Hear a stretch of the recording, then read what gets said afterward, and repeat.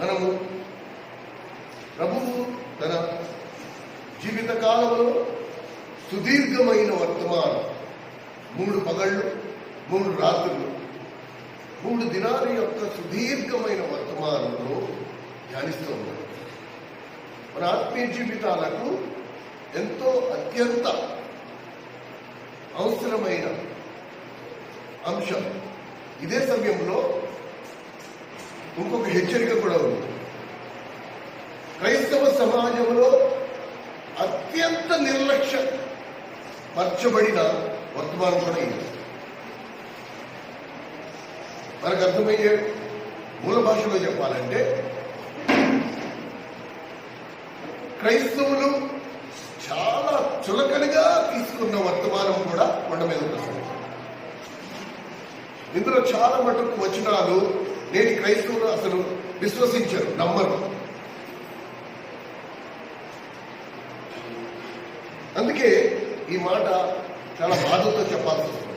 ఏదైతే సగటు విశ్వాసి యొక్క ఆత్మీయ జీవితానికి ఎంతో అవసరం, ఇది ఈ వర్తమానం, ఈ కొండ మీద ప్రసంగాన్ని కనుక మనం విడిచిపెడితే మనం అసలు దేవుని నమ్ముకోవడమే వృధా, వేస్ట్. అసలు మూలాన్ని వదిలేసుకుని ఏ ఉద్దేశము చెప్పున దేవుడు నిన్ను ఏర్పరచుకున్నాడు, ఏ ఉద్దేశము చెప్పున దేవుడు నిన్ను ఎన్నుకున్నాడు, ఆ మూల ఉద్దేశము నుండి మనం పూర్తిగా తొలగిపోయిన వారు. రోమన్ రాసిన పత్రికలో ఇంతవరకు మనం ధ్యానించిన అంశాలలో మళ్ళీ కేవలం జ్ఞాపకం చేయడానికి మళ్ళీ చెప్తున్నాం. 8వ అధ్యాయం 29వ వచనం ప్రకారంగా ఆయన అనేక సహోదరుల్లో జ్యేష్ఠుడైన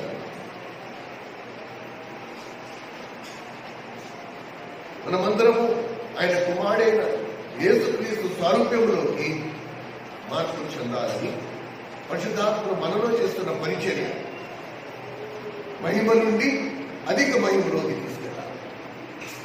ఒక ఆత్మీయ అంతస్తు నుండి ఇంకొక ఆత్మీయ అంతస్తులోకి తీసుకెళ్ళాలి. ఈ విధంగా ప్రభు ప్రత్యక్షమైనప్పుడు ప్రభు ఎలాగున్నాడో మనమందరము ఆయనను పోలి ఉందుమని రాయబడింది. 1 యోహాను 3:2.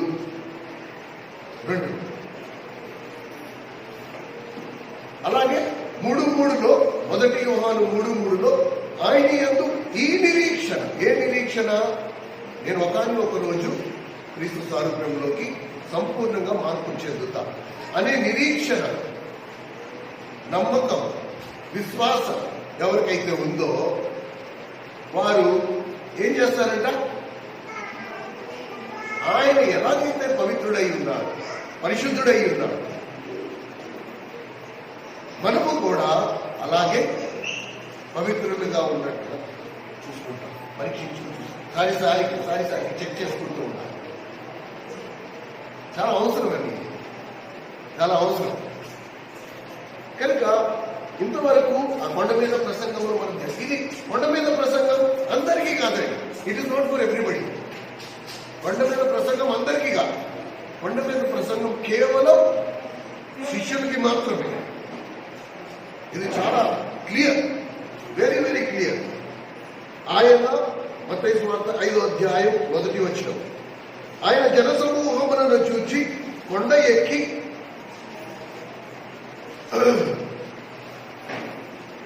గమనించగలరు. కొండ ఎక్కి కూర్చుండగా ఆయన శిష్యులు ఆయన ఎద్దుకు వచ్చిరి. అప్పుడు ఆయన నోరు తెరచి ఈలాగా బోధించసాగారు. కనుక కొండ మీద ప్రసంగం శిష్యుడిని ఉద్దేశించి చెప్పాడు, విశ్వాసుని కాదు, అందరినీ కాదు. జనసమూహం మొత్తం కొండ కిందే ఉన్నారు, వాళ్ళు కూడా వింటున్నారు. కానీ కొండ మీద ప్రసంగం అందరికీ కాదు. రక్షింపబడడం వరకు ఒక ఎత్తు, రక్షింపబడిన తర్వాత శిష్యత్వంలోకి రావాలి. మత్తయి సువార్త 28వ అధ్యాయం 18వ వచనం నుండి ఆఖరి వచనం వరకు చూస్తే ఆయన స్పష్టమైన విధి విధానాలను నియమించాడు. జనులందరినీ నాకు శిష్యులుగా చెయ్యుడి, జనులందరినీ నాకు శిష్యులుగా చేయండి, విశ్వాసులుగా కాదు. సో ఈ గ్రహింపుతో అలాగే ఆయన ఆ మహాదేవుని యొక్క ముందు నిర్ణయాన్ని బట్టి రోమా 8:29 ప్రకారం మనము క్రీస్తు సారూప్యములోకి మార్పు చెందాలి. ఇది దేవుడు ముందుగా నిర్ణయించాడు, తన నిర్ణయాన్ని తెలియపరిచేశాడు. మహిమ నుండి అధిక మహిమలు, ఒక ఆత్మీయ అంతస్తు నుండి ఇంకొక ఆత్మీయ అంతస్తులో ఇది దేవుడిని నమ్ముకున్నాం, ఇక్కడ ముందు అక్కడికి వెళ్తాం, ఇది కరెక్ట్గా, ఇది కరెక్ట్గా. దినదినము నేను ఎంతవరకు ఎదిగానో, మనలో ఎదుగుదల ఉందో లేదో చూసుకుంటూ ఉంటాము. అలాగే ఆత్మీయ ఎదుగుదల కూడా మనలో ఉందో లేదో మనం అప్పటికప్పటికి ఏ రోజుకి ఆ రోజు గమనించుకుంటూ ఉండాలి. లేకపోతే మనల్ని మనమే మోసపరుచుకున్న వారం అవుతాం. ఈ కొండ మీద ప్రసంగంలో మనం గమనిస్తే ఇంతవరకు మనం ధ్యానించిన వాటిలో ఆత్మ విషయమై దీనులైన వారు ధన్యులు, పరలోక రాజ్యం అంతా వారిది. కొంత కాదు, పరలోక రాజ్యం మొత్తం వారిది. ఏ పరలోక రాజ్యం కొరకు నువ్వు దేవుని నమ్ముకున్నావో, ఈ లోకాన్ని విడిచిపెడితే నేను పరలోక రాజ్యంలో ఉంటాను, దేవుని రాజ్యంలో ఉంటానంటున్నావు, ఆ రాజ్యం మొత్తం నీది. ఎప్పుడు నీ ఆత్మీయ అక్కర్ని నువ్వు గుర్తించు. నీ ఆత్మీయ అక్కర్ని నువ్వు గుర్తిస్తే, ఎలాగైతే భిక్షగాడు తన అక్కర్ని గుర్తించి తన సిగ్గు లజ్జ వాటన్నిటిని వదులుకుని ఇంటింటికి వెళ్ళి భిక్షాటం, ఇవన్నీ మనం ధ్యానించాం గతంలో. అలాగే నా ఆత్మీయ కొదువ, నా ఆత్మీయ అక్కర్ని నేను గుర్తించి ఏవైతే నాలో లోపిస్తున్నాయో వాటి విషయమై నేను మాటికి దేవుని పాదాల దగ్గర గోజాడుతూ ఉండాలి. ప్రభా నాలో ఇది లేదు, నాలో ఇది లేదు ప్రభా, నాలో లేదు, నాలో స్వార్థం పోలే, నాలో దురాశలు పోలే, నాలో నేత్రాలతో మోహించేము ఆ చెడ్డ చూపులు పోలే, దురాలోచనలు పోలే, నాలో పాపం పోలే, నాలో కోపం పోలే.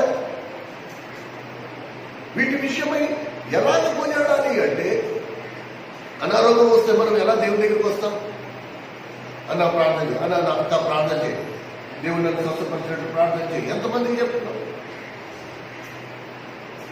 మనంతట మనం ఎంత ప్రార్థన చేస్తాం? కనుక నిజంగా దేవుని నమ్ముకుని నిజమైన రక్షణ అనుభవంలోకి వచ్చి ప్రభు యొక్క శిష్యత్వంలోకి వచ్చిన వాడి వైఖరి ఇదే, ఇలాగే ఉంటుంది.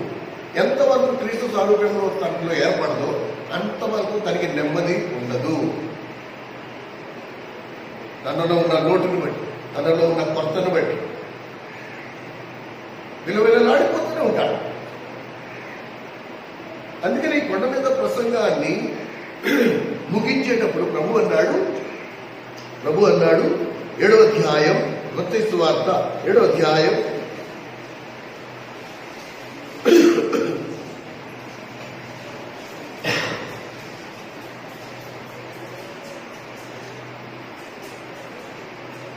24వ వచనం.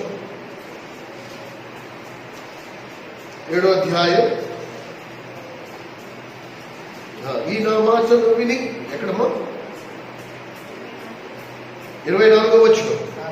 కాబట్టి ఈ నా మాటలు విని వాటి తప్పున చేయు ప్రతివాడు కొండ మీద తన ఇల్లు కట్టుకొనిన బుద్ధిమంతుని పోలి ఉండును.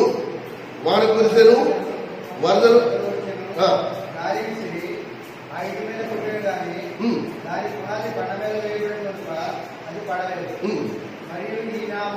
విని చెయ్యని ప్రతివాడు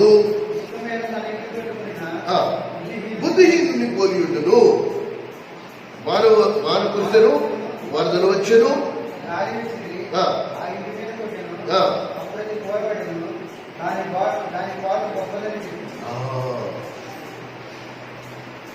దేవుని మందిరానికి చాలా మంది వస్తాం. ఇది ప్రభువే అంటాడు, దేవుని మందిరానికి అందరూ వస్తారు. ఈ కొండ మీద ప్రసంగం చేసేటప్పుడు 12 మంది శిష్యులతో పాటు కొండ కింద చాలా మంది, వేలాది మంది జనం ఉన్నారు.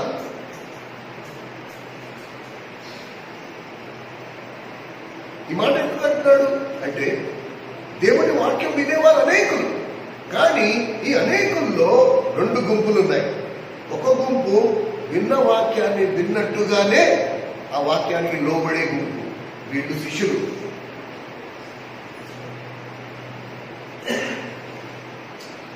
అలాగే కింద వర్తమానం వినడానికి వచ్చిన వారు వాళ్ళందరూ విన్నారు, కానీ ఆ ప్రకారంగా లోబడలేదు. ఈ వాన, వరద, గాలి ఇవి వేటికి సంకేతము అంటే రాబోయే తీర్పుకు, ఇహలోకంలో నువ్వు ఎదుర్కోవలసిన శ్రమలకు వీటికి సంకేతం. ఇప్పుడు ఏమైతే నువ్వు ఎదుర్కొంటున్నావో అవి కేవలం 4 తొలకరి దుంపలు మాత్రమే. మత్తయి సువార్త 7వ అధ్యాయంలో రాసినట్టుగా ఇంకా గాలి, వరద, వాన ఇంకా రాళ్ళ అవి వస్తే ఇలా ఉండవు. ఇప్పుడు ఏమైతే నువ్వు ఎదుర్కొంటున్నావో, ప్రస్తుతం ఏ అనుభవాలు అనుభవిస్తున్నావో ఇవి కేవలం చులకరి వర్షం, 4 దుంపలు మాత్రమే, ఫ్యూ డ్రాప్స్ ఆఫ్ రెయిన్. కానీ ఈ 4 తొలకరి వర్షాలకే ఒకవేళ నీ పునాదులు కదులుతున్నాయి అంటే ఇది నీకు సంకేతం. ఇంకొకసారి జాగ్రత్తగా చూసుకొని పునాది ఎలాగుందో.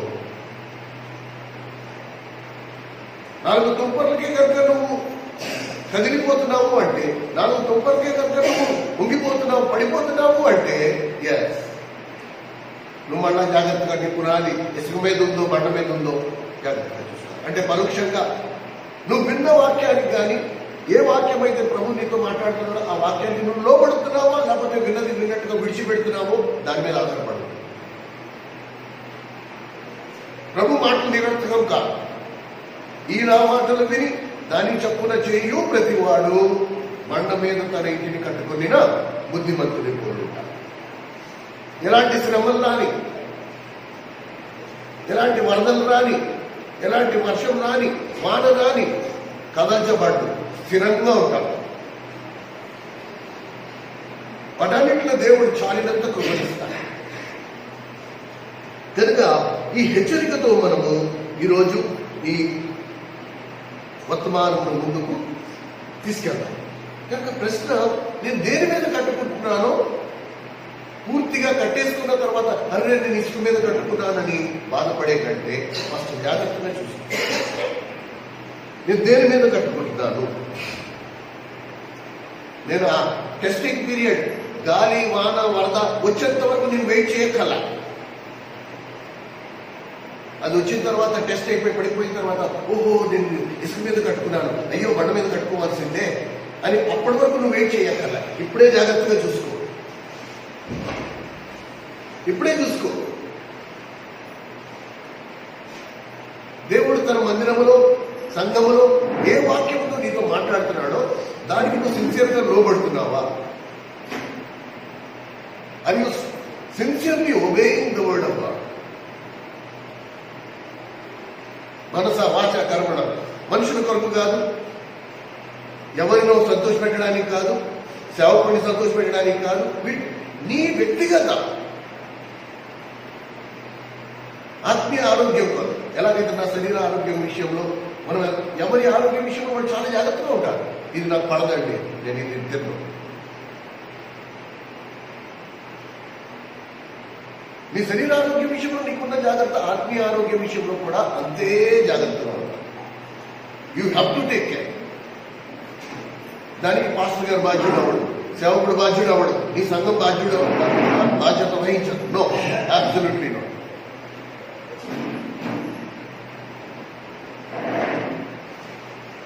అందుకే నేను చెప్తా, ఒకవేళ నేను వెళ్లే మందిరంలో నా ఆత్మీయ ఆరోగ్యము మెరుగు కావట్లేదంటే నేను ఆ మందిరానికి వెళ్ళడం మానేస్తా, నేను వేరే మందిరం చూసుకుంటా.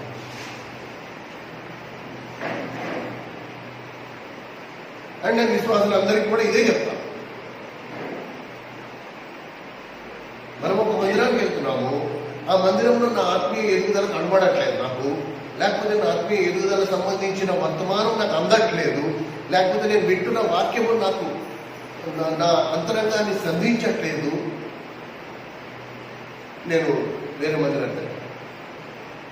ఎలాగైతే ఒక హాస్పిటల్కి వెళ్ళి అక్కడ వైద్యం చేయించుకున్నాక కూడా నా రోగం తగ్గలేదు, మనం వేరే హాస్పిటల్కి వెళ్ళిపోవట్లేదా? ఎవరో చెప్తారు, లేదండి ఆ హాస్పిటల్లో అయితే ఇంకా బాగా చూస్తారండి, బాగా ట్రీట్మెంట్ వైద్యం బాగా చేస్తారండి. ఏం చేస్తున్నాం? ఈ హాస్పిటల్ వదిలేసుకుని వేరే హాస్పిటల్. ఇది అంతే. ఆత్మ సంబంధమైన విషయాలలో చాలా స్వార్థంగా ఉండాలి. ఎందుకంటే ఇది నిత్యత్వం వరకు ఉంటుంది. శరీరం బట్టి పర్వాలేదు, కానీ మనం చూస్తే మన వైఖరి దానికి రివర్స్గా ఉంది. ఇంటి దగ్గరగా ఉందని, ఇక్కడ సాంబార్ చాలా బాగా చేస్తానని, అలా ఉండదు. కనుక మనము ఈ గమనిక కలిగి ఉందాం. ఎవరైతే వాక్యము వింటారో, విన్న వాక్యానికి విధేయులవుతారో వారు నిస్సందేహం, దేవుడు రాసి అండర్లైన్ చేసి ఇచ్చేశాడు, ఈ నా మాటలు విని దాని చప్పున చేయు ప్రతివాడు. నిస్సందేహం నువ్వు బండ మీద కట్టుకుంటున్నావు, నువ్వు అలా డౌటే లేదు. ఇది చాలా అవసరం. కనుక ఇది మనము గమనించాలి. నా అనుభవాన్ని బట్టి నేను చెప్తాను. పలాస దగ్గర నుంచి మొదలు పెడితే నా సేవా జీవితంలో ఈ గడిచిన 20 సంవత్సరాలు నేను గమనించింది, ఈవెన్ ఇక్కడ ఈ సంఘంలో కూడా ఇప్పుడు కూడా చాలా మంది దే ఆర్ నాట్ సీరియస్. వాళ్ళు ఈ కొండ మీద ప్రసంగ విషయంలో అంత సీరియస్, వాళ్ళకి సీరియస్నెస్ అనిపించదు. ఇది ఎంతో తీవ్రమైన అంశము. కొండ మీద ప్రసంగం ఇంత తీవ్రమైనది, అయ్యో ఇందులో ఈ వాక్యం ఈ మాట నా ఆత్మీయ జీవితంలో ఉందా లేదా అని టెన్షన్ వాళ్ళకి ఉండదు. ఈ వాక్యం ఉన్న చోట ఉండి అక్కడే ఉంటుంది, నేను ఉన్న చోట నేనే ఉంటాను. దీనికి నాకు లింక్ సంబంధం కుదరట్లే. రోజులు గడిచిపోతున్నాయి, నేను వస్తున్నాను వెళ్తున్నాను.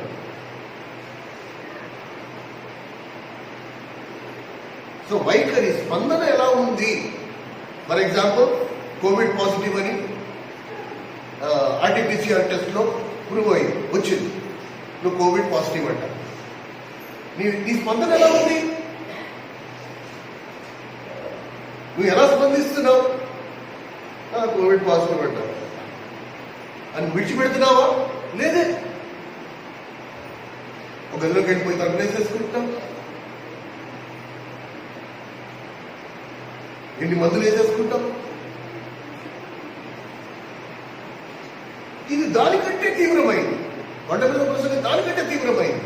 దీని విషయంలో నీ వైఖరి ఎలా ఉంది?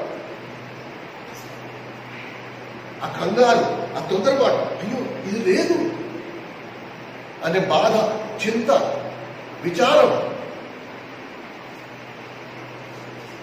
అందుకనే చెప్తా, నా 20 ఏళ్ల సేవా జీవితంలో నేను చూసా 99.99% 99.99% క్రైస్తవులకు కొండ మీద ప్రసంగం విషయంలో ఏమాత్రం తీవ్రత లేదు, ఏమాత్రం సీరియస్నెస్ లేదు.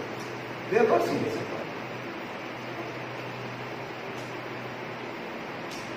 ఎందుకు ప్రభువా ఇలాగా అంటే, ఆ మార్గం కనుగొని వారు కొందరే, కొద్దిమంది. Because people are not interested. జనానికి అంత ఆసక్తి లేదు, అంత ఓర్పు లేదు, అంత ఆలోచించి అయ్యో ఇలా మనం ఉండాలి అనేది లేదు. ఇంకా క్రైస్తవుడు ఏమనుకుంటాడు, దేవుడు అనుకున్న ఏమనుకుంటాడంటే అంత రెడీ ప్యాకేజీలో వచ్చేస్తుంది. నేను దేవుని నమ్ముకున్న తర్వాత నా పాపాలను ఒప్పుకోమన్నారు, ఒప్పేసుకున్నాను. దేవుడు నా పాపాలు క్షమించాడని మాస్టర్ గారు చెప్పారు కాబట్టి క్షమించేశాడు. ఇప్పుడు మాస్టర్ గారు నాకు బాప్తిజం కూడా ఇచ్చేశాడు. మన పశ్చిమ గోదావరి జిల్లాలో అయితే రక్షణ ఇచ్చేశాడు, దీనివల్ల వచ్చే తీసి ఇచ్చాడు. ఇంకా ఆ వాగ్దానం కార్డు కూడా ఇచ్చేశాడు. అంతే అయిపోయిందంట. నేను ఇక పర్వత రాజ్యంలో ఆ పుస్తకంలో కూడా నా పేరు రాస్తుందంట. ఇవన్నీ మాస్టర్ గారు చెప్పారు కాబట్టి ఇక నా జీవితం సెట్ అయిపోయింది.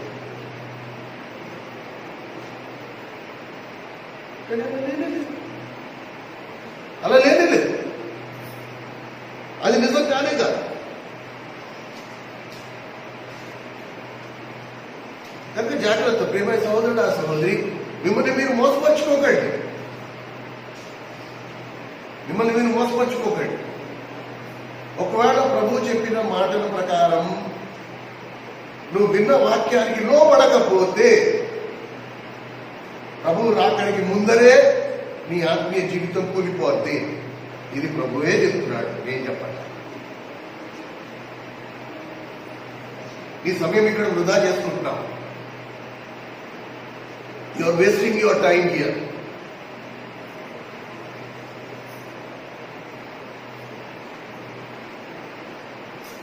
కనుక జాగ్రత్తగా ఆలోచన చేసుకోండి.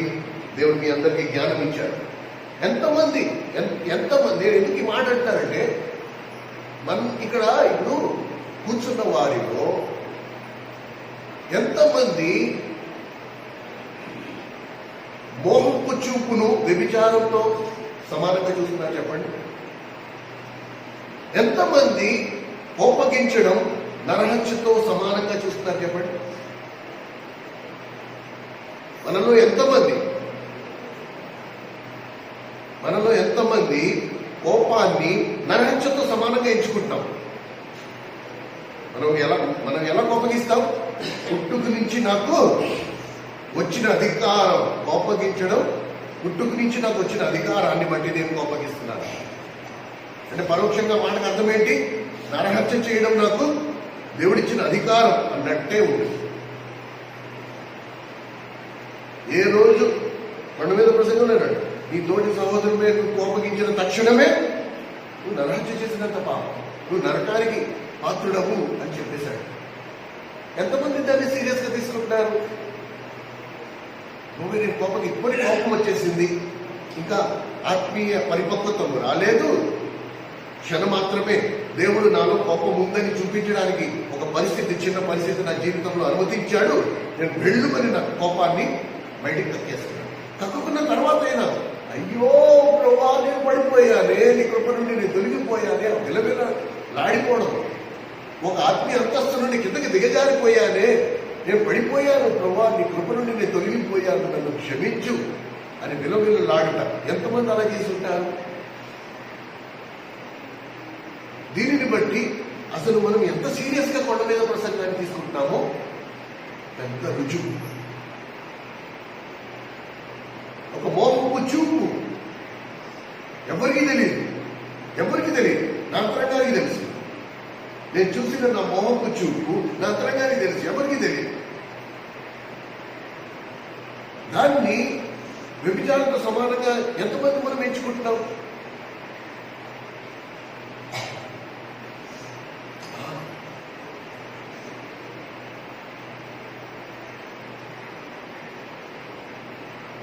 నేను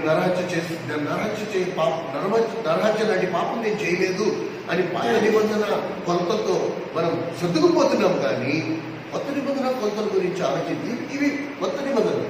మీరు నరహత్య చేయవద్దు అని మీరు విన్నారు కదా, నేను మీతో చెప్పినదేమనగా నీ సహోదరి మీద నువ్వు కోపపడిన తక్షణమే నువ్వు నరహత్య చేసినావు.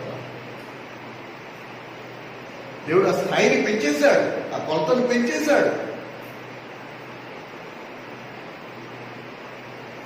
కనుక ఎలా ఉండాలి, మనం ఎలా ఉన్నాము? ఆ కొలతలకి నువ్వు సరిపోకపోతే నువ్వు ఇసుక మీద కట్టుకున్నట్టే కదా. కోపం మీద విజయం రాలేదు ఇప్పటికీ, ఇన్ని సంవత్సరాలు అయిపోయిన తర్వాత కూడా నువ్వు నీ కోపాన్ని వ్యక్తపరుస్తున్నావు అంటే నువ్వు ఇసుక మీద కట్టుకున్నట్టే. ఏదో ఒక రోజు కూలిపోద్దని గ్యారంటీగా. ఈ ఆత్మీయ జీవితం ఏమి స్థిరంగా ఉండదు. ఇది ప్రభు చెప్తున్నాడు.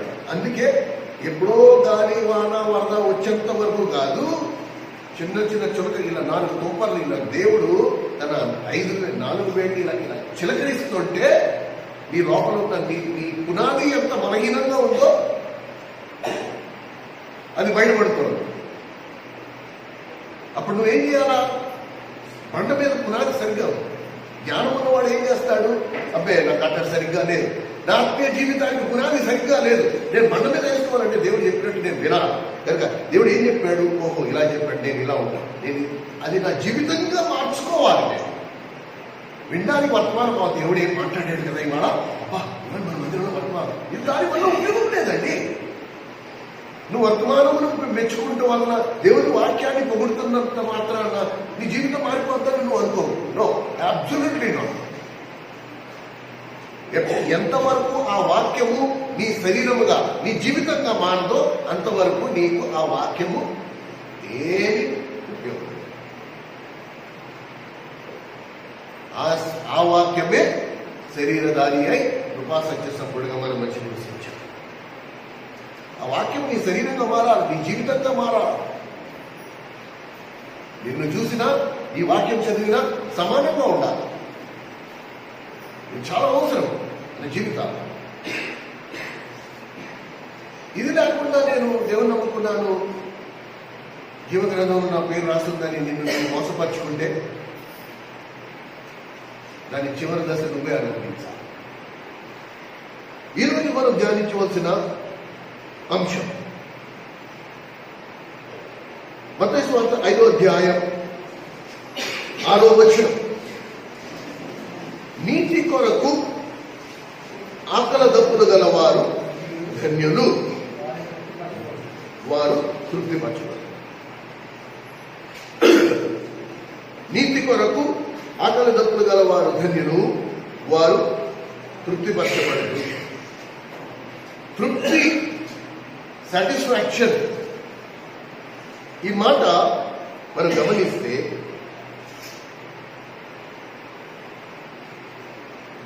ఇప్పుడు ఫస్ట్ నీతి చూద్దాం. నీతి కొరకు అతను, నీతి అనే మాటకి అర్థం ఏంటి? ఏ నింద లేనివాడు. అది నువ్వు నీతిమంతుడు అయితే నీ మీద ఏ నింద ఉండదు. అనింద్యులము, మనం అనింద్యులం అయితే నీతిమంతులము. సరేనా? జాగ్రత్తగా వింటున్నారు కదా. మనం మన మీద పౌలు అన్నాడు, ధర్మశాస్త్ర రీతిగా చూస్తే నేను అనింద్యుడను. అంటే ధర్మశాస్త్ర ప్రకారంగా, ధర్మశాస్త్రంలో రాసిన నియమాల ప్రకారంగా చూస్తే నేను అనింద్యుడను. ఎందుకంటే ధర్మశాస్త్రం నేను పాటించిన వాడను. అయినను నేను పరిపూర్ణుడని నేను అనుకోవట్లేదు. కనుక తెలిసి నేను ఏ పాపము చేయలేదు. నాకు తెలియకుండా నిద్రలో, కళ్ళలో, తలంపుల్లో నాకు తెలియకుండా అన్కాన్షియస్లీ నేను ఏదైనా చేస్తుంటే దేవుడు నన్ను క్షమించాలి. కానీ ధర్మశాస్త్రం ప్రకారంగా చూస్తే నేను అనింద్యుడు, ఐఎమ్ రైచియస్. మనం అనింద్యులం ఎందుకయ్యాము? క్రీస్తు మన మీద తన పై వస్త్రాన్ని కప్పినందున నీతి వస్త్రాన్ని కప్పాడు కాబట్టి. ఏ నేరము లేనివాడు, ఏ తప్పు లేనివాడు, ఏ మచ్చ మాలిన్యము లేనివాడు అలాంటి మహాదేవుని యొక్క పై వస్త్రాన్ని మన మీద కప్పినందున మనము క్రీస్తులో అనింద్యులమయ్యామే. కానీ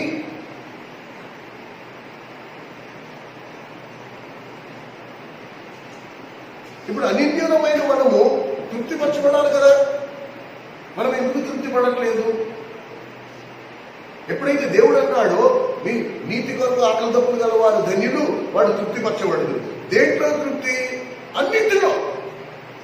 ఆహారంలో తృప్తి, పానీయంలో తృప్తి, ధనాభివృద్ధిలో తృప్తి, ప్రతి విషయంలో తృప్తి అనే మాటకు అర్థం ఏంటి? ఇక చాలు, ఇక వద్దు. భోజనానికి కూర్చున్నాడు, వడ్డిస్తా ఉంటే తింటా ఉన్నాడు. అప్ప చక్కగా తింటాడని ఇంకా వడ్డించాము, అది కూడా తిన్నాడు. ఒక స్థాయికి వచ్చేటప్పటికి బాబు ఇక చాలు, ఇక వద్దు, ఇక వద్దు. తృప్తిగా భోజనం చేస్తాడు అంటే ఏంటి? తృప్తిగా ఎవరైతే భోజనం చేస్తారో వాడు ఇంకా అదనంగా ఆశించాడు. ఇంకా లేఖనం ఏం చెప్తుంది? నీతి కొరకు ఆకలి దప్పులు గలవారు ధన్యులు, వారు తృప్తి. కనుక లేఖనం ఎప్పుడైతే నేను ధ్యానించామో పూర్వమే మేము ఏమనుకున్నామంటే అన్ని ఆజ్ఞలు కనుక నేను గైకొంటే, నేను పాపం మీద విజయం పొందితే, కోపం మీద విజయం పొందితే, అవన్నీ నేను చేస్తే ఇక నేను నీతిమంతుడినే అనుకున్నా. కానీ ఒక కొత్త నిర్వచనం ఉంది. నీతి విషయంలో ఒక కొత్త నిర్వచనం ఉంది. చాలా ఆశ్చర్యం వేస్తుందండి. కనుక ప్లీజ్ టేక్ నోట్స్. దయచేసి ఎక్కడైనా రాసి పెట్టుకోండి. మొదటి దశలోనికలు రాసిన పత్రిక, మొదటి దశలోనికలు రాసిన పత్రిక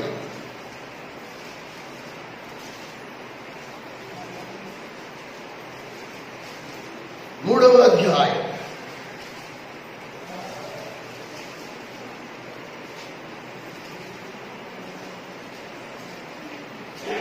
మొదటి దశలోనికలు రాసిన పత్రిక 3వ అధ్యాయం 186వ పేజీ 12-13 వచనాలు కలిపి ఉన్నాయి, గమనించగలరు. మరియు మన ప్రభు అయిన యేసు తన పరిశుద్ధులందరితో వచ్చినప్పుడు మన తండ్రి అయిన దేవుని ఎదుట మీ హృదయములను పరిశుద్ధత విషయమై అనిత్యమైనదిగా మేము మీ ఎడల ఎలాగో ప్రేమ అభివృద్ధి పొంది వదిలిస్తున్నామో అలాగే మీరు ఒకరి ఎడల ఒకడు మనుషులందరి ఎడలను ప్రేమలో అభివృద్ధి పొంది వదిలినట్టు ప్రభు ధైర్యంగా. జాగ్రత్తగా గమనించండి ఈ వాక్యాన్ని. దీన్ని పూర్తిగా విడతీద్దాం. విడతీస్తే సంపూర్ణ చిత్రము, ఫోటో, పిక్చర్ మనకి స్పష్టంగా కనబడుతుంది. మనం అనింద్యులం అవ్వాలి అంటే ఇప్పుడు ఏం చేయాలంట? మనం అనింద్యులం అవ్వాలి అంటే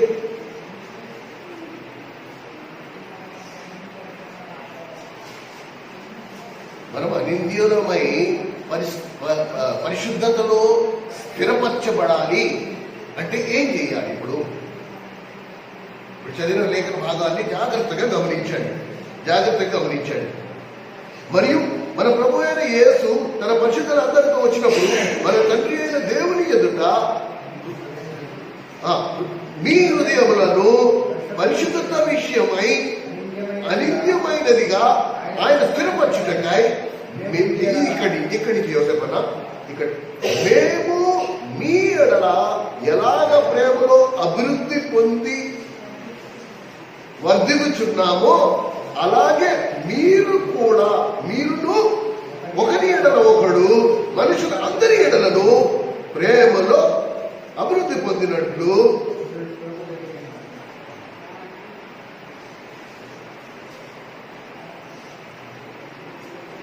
ఇప్పుడు నేను పరిశుద్ధతలో అనింద్యుడినై స్థిరపరచబడాలంటే నేనేం చేయాలి?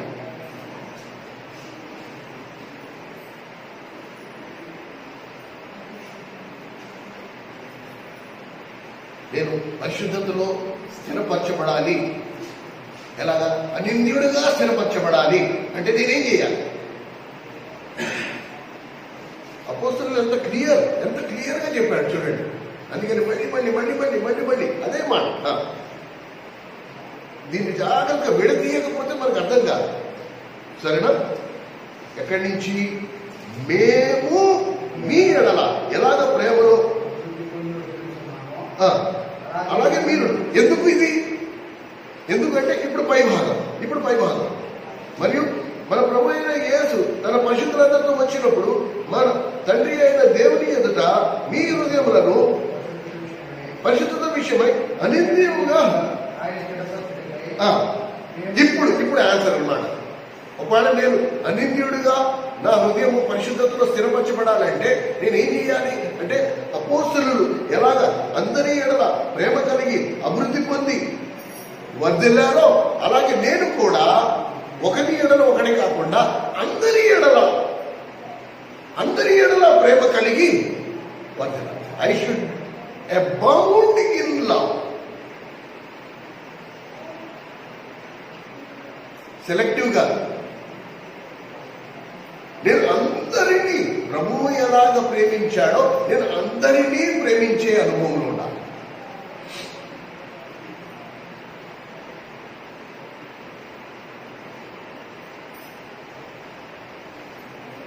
ఎందుకంటే నువ్వు నీతిమంతుడు కావాలనుకుంటున్నావా? దానికి సింపుల్, నువ్వు అందరినీ ప్రేమించు నిస్వార్థం.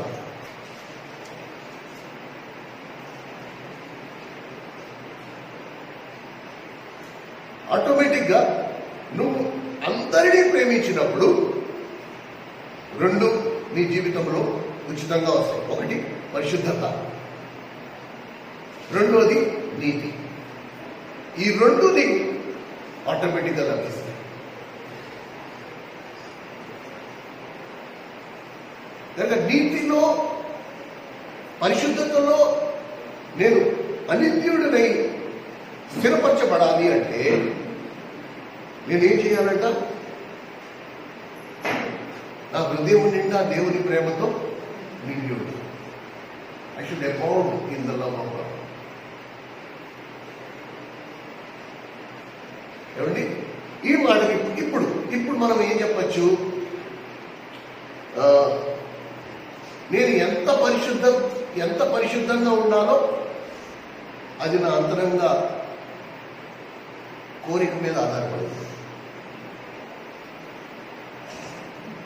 నేను ఎంత పరిశుద్ధంగా ఉండాలో అది నా అంతరంగ వాంఛ మీద ఆధారపడింది.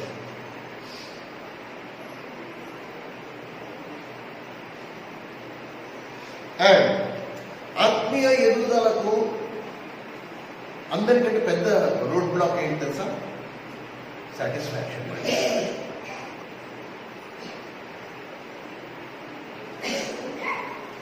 ఆత్మీయ ఎదుగుదల విషయంలో మీకు అందరికంటే పెద్ద ఆటంకం, నిన్ను ఆత్మీయంగా ఎదగనివ్వకుండా చేయడానికి అందరికంటే పెద్ద ఆటంకం ఏంటి తెలుసా? తృప్తి. నేను దేవుని మందిరానికి ఆదివారం దేవుని మందిరానికి వెళ్ళి నలుగురితో కూర్చుని మా వాక్యం విని 2 ముద్దలు తినేసి దండం పెట్టుకుని ఇంటికి వెళ్ళిపోతే నాకు అది సరిపోద్ది అనుకుంటే నువ్వు అక్కడే ఉంటావు.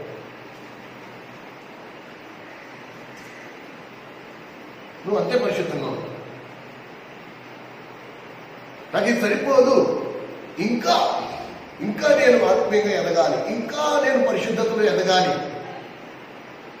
అంటే ఎంతవరకు నీ ఆకలి ఉందో అంతవరకు నువ్వు పరిశుద్ధతలో ఎదిగే అవకాశం ఉంది. కానీ నాకు దీంతో సరిపోదు, ఈ పరిశుద్ధత నాకు చాలు అనుకోండి. సో అందుకని నేను ఆ మాట అన్నాను. ఈరోజు నీ అంతరంగ తృప్తిని బట్టి నీ పరిశుద్ధత ఆధారపడదు. నువ్వు ఎంత పరిశుద్ధంగా ఉండాలనుకుంటున్నావో అంతే పరిశుద్ధంగా ఉన్నావు. నీ పక్కన కూర్చున్న సహోదరుడు కనుక నీకంటే ఎక్కువ పరిశుద్ధతలో ముందు ఉన్నాడని నువ్వు చూస్తే వాడు అలాగెందుకున్నాడు, నేను ఇలాగెందుకున్నాను అంటే ఒకరి ఆకలిని బట్టి, వాడుకున్న ఆకలిని బట్టి వాడు పరిశుద్ధంగా ఉన్నాడు, నీకున్న ఆకలిని బట్టి నీకు పరిశుద్ధంగా ఉన్నాడు. నువ్వు కొద్దిలో తృప్తి చెందావు కాబట్టి నువ్వు అంతే పరిశుద్ధంగా ఉన్నావు. వాడు ఇంకా ఎక్కువ ఎంత పరిశుద్ధతలో మరి వర్ధిల్లినా కూడా వాడికి తృప్తి లేదు కాబట్టి ఇంకా వాడు వర్ధిల్లుతూ ఉన్నాడు పరిశుద్ధతలో. కనుక మొత్తం ఎక్కడొచ్చి ఆగుతుందంటే నీ అంతరంగ తృప్తిని బట్టి.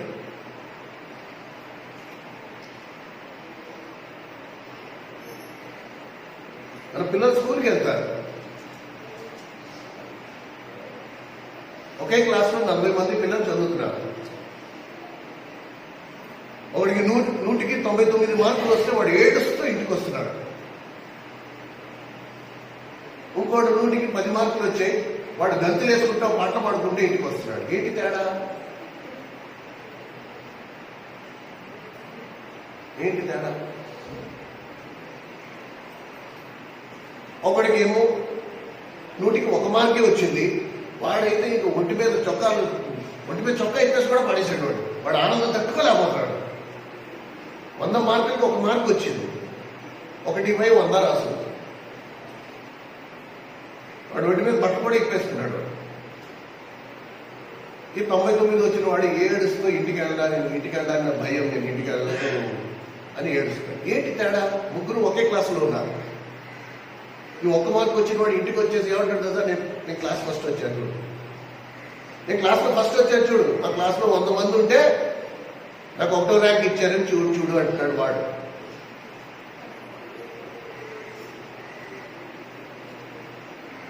ఇంకోటి నాకు 10 మార్కులు వచ్చేసాయి అంటున్నాడు. కానీ 99 మార్కులు వచ్చేవాడు ఎందుకున్నా ఏడుస్తున్నావు, నీకు 99 వచ్చింది కదా అంటే, లేదు మమ్మీ ఆ 1 మార్కు పోయింది, అందుకే నేను బాధపడతాను. అలాగే విశ్వాసము శిష్యత్వంలో కూడా ఒక్కొక్క స్థాయి, ఒక్కొక్కటి ఆత్మీయ అంతస్తు. నాకు ఇంకా సంపూర్ణ క్రీస్తు సారూప్యం రాలేదు, ఆ రానంత వరకు నేను నెమ్మదిగా ఉండలేను కనుక నేను సారిసారికి కన్నీటితో నేను ప్రభు పాదాలు పడుతున్నాను. ప్రభువా నీ ఆత్మకు నీ సారూప్యం ఇంకా ఏర్పడలేదు, నీ సారూప్యం ఏర్పడినంత వరకు నేను నెమ్మదిగా ఉండలేను ప్రభువా. నేను అక్కడ పడిపోయా, నేను ఇక్కడ పడిపోయా, ప్రభువా నీ కృప నాకు దయచేయి.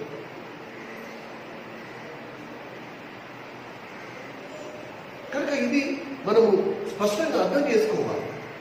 Satisfaction can be a greatest hindrance అన్నమాట.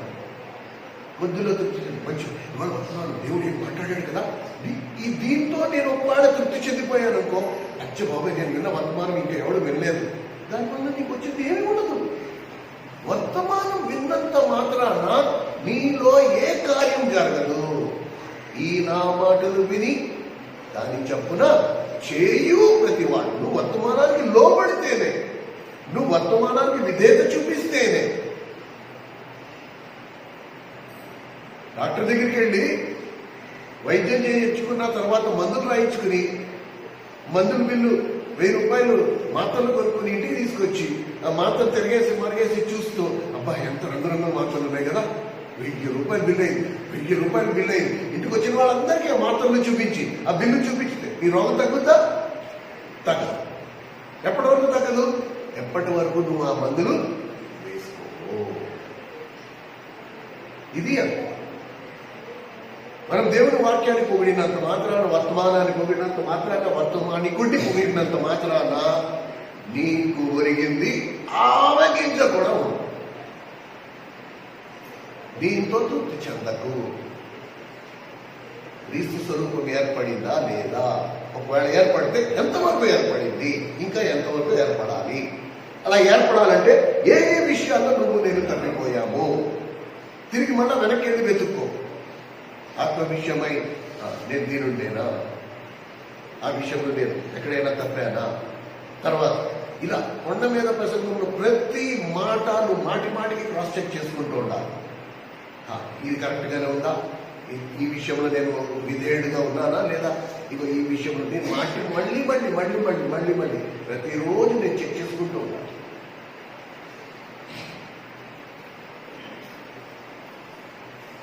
అందుకనే పౌలు ఏమంటున్నాడు, నేను వెనుకనున్నవి మరిచి ముందున్న వాటి కొరకే వేగిరపడుచున్నాను. ఉన్నత పిలుపునకు, ఉన్నతమైన పిలుపు, ఒక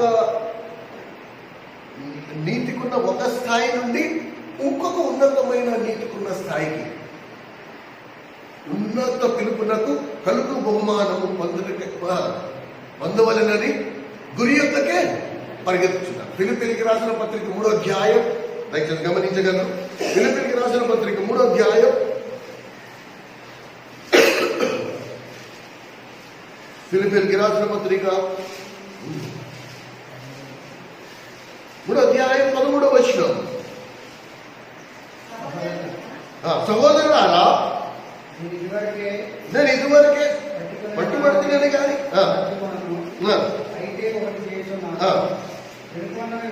వెనుకనున్నవి మరచి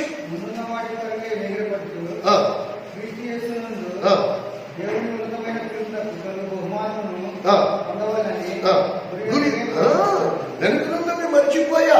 ఏం మర్చిపోయాడు? వెనుకనున్నవి నా పాపమంతా మర్చిపోయా. కేవలం పాపమే కాదు, ఇంతవరకు నేను ఆత్మీయంగా ఎంత ఎదిగానో అది కూడా మర్చిపోయా. ఈ రోజు నన్ను నేను ఎలా చూసుకుంటాను? నేను ఏమాత్రం ఎదగలేదు, నేను ఇంకా ఎదగాలి అని చూసుకుంటాను. కానీ నేను ఎదిగిపోయానని మాత్రం నేను ఎప్పుడు అనుకోను. ఏం మర్చిపోయాను? ఇంతవరకు నేను ఎంత ఎదిగానో అది కూడా మర్చిపోతున్నాను. ఇంకా చాలా ఎదగాలనుకుంటున్నాను. అందుకనే పౌలు అన్నాడు, నేను క్రీస్తు పోలి నడిచినట్టు మీరు నన్ను పోలి నడవండి. అంత ధైర్యమైన మాట పరిశుద్ధ గ్రంథంలో ఎప్పుడూ అనలేకపోయాడు. ఆ ధన్యత దేవుడు నీకు నాకు ఇచ్చాడు. మనం కూడా పౌరులాగా అనొచ్చు అన్నమాట. నేను నా ప్రభుని పోలి నడిచినట్లు మీరు నన్ను పోలి నడవండి. ఆ అవకాశం, ఆ ఆధిక్యత దేవుడు మనకిచ్చాడు. కనుక ఇది మనం గుర్తుంచుకోవాలి. ప్రేమ సహోదరుడా సహోదరుడు, ఈయన మాటలు విని దాని చొప్పున చెయ్యని ప్రతివాడు ఇసుక మీద తన ఇల్లు కట్టుకుని బుద్ధిహీనుడు. అలాంటి ఆత్మీయ జీవితం స్థిరంగా ఉండదు. మళ్ళీ చెప్తున్నాను, ఇంతవరకు గాలి రాలే, వరద రాలే, వాన రాలే. ఇవి మూడు రాబోయే తీర్పుకును శ్రమల కాలములకు గుర్తు. ఏదైతే నువ్వు ఎదుర్కొన్నావో అది కేవలం 4 తుంపర్లు మాత్రమే. You have not been tested till now.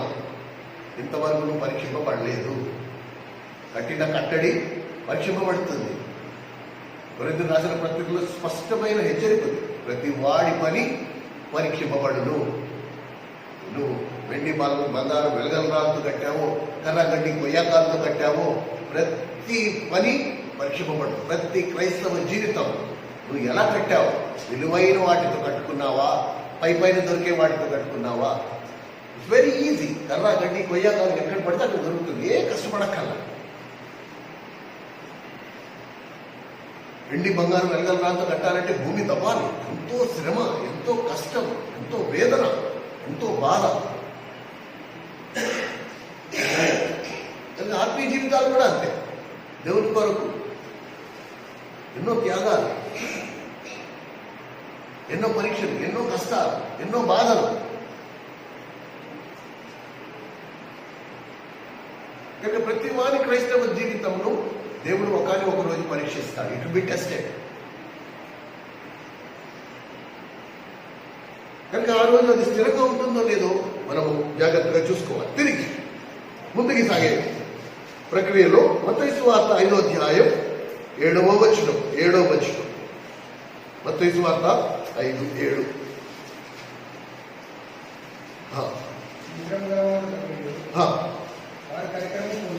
కనికరము గలవారు ధన్యులు, వారు కనికరము పొందుతారు. ఇక్కడ ఒక మాట ఉందండి, నాకు తెలియదు ఎంతమందికి కనికరం అనే పదం అర్థమవుతుంది. కనికరము గలవారు ధన్యులు, వారు కనికరమును పొందుతారు. కనికరం అంటే ఏంటి? అసలు కనికరం అంటే ఏంటి? కనికరం అంటే ఏంటి? అసలు కనికరం అంటే ఏంటి? కనికరం అనే మాట ఎలా అర్థం చేసుకుంటాం మనం?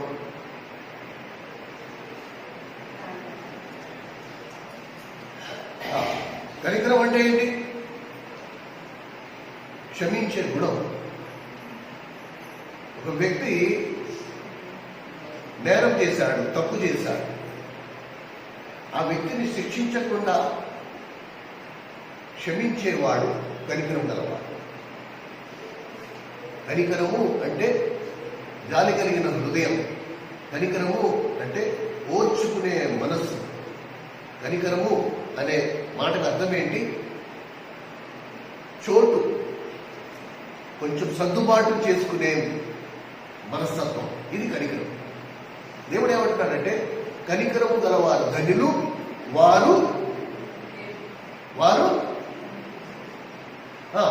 కనికరం గలవారు ధన్యులు, వారు ఎవరి నుంచి, ఎక్కడి నుంచి? నేను ఒకవేళ నిన్ను కనికరిస్తే దేవుడు నన్ను కనికరిస్తాడు. నేను ఒకవేళ నిన్ను కనికరించాననుకో దేవుడు నన్ను కనికరిస్తాడు. ఒకవేళ నేను నిన్ను కనికరించకపోతే దేవుడు నన్ను